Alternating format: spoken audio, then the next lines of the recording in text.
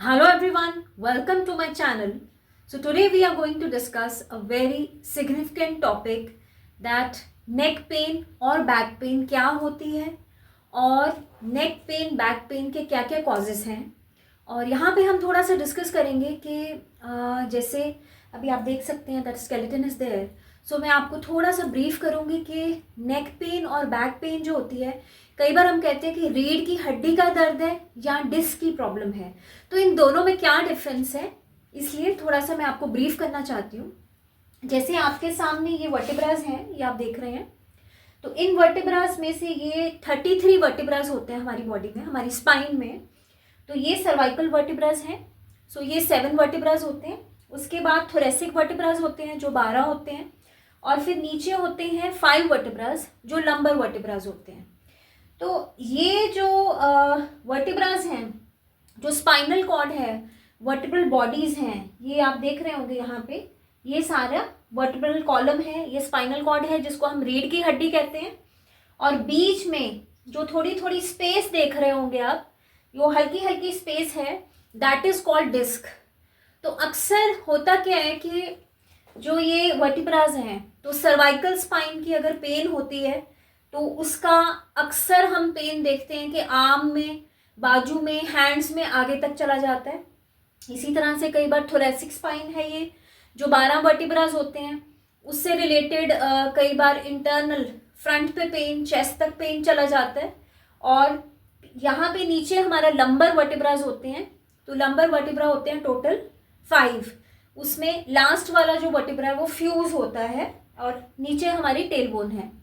तो ये रीढ़ की हड्डी की जो प्रॉब्लम है और डिस्क है, दोनों अलग अलग चीज़ें हैं, क्योंकि रीढ़ की हड्डी में क्या, जो वर्टिब्रास हैं, जैसे ये 33 वर्टिब्रास हैं हमारी बॉडी में, तो ये 33 वर्टिब्रास अगर हमारी कैल्शियम डेफिसिट बॉडी है, विटामिन डी कम है, विटामिन डी के साथ साथ हमारा थोड़ा सा डीजनरेशन हो गया है स्पाइन का ड्यू टू एज, या ऑस्टियोआर्थराइटिस ऑफ स्पाइन है, या नर्व्स वीक हैं, है ना, और बोनी लेवल पे थोड़ी सी डिफॉर्मेशन हो चुकी है, तो उसको हम कहते हैं रीढ़ की हड्डी का दर्द।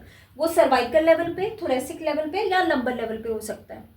पर ये जो आप साइडों पे देख रहे हैं, ये सेंटर में जो होती है डिस्क होती है, तो ये जो डिस्क है, डिस्क एक तरह से जेली लाइक मटेरियल होता है, और ये इसके 2 पार्ट्स होते हैं, annulus pulposus and nucleus pulposus.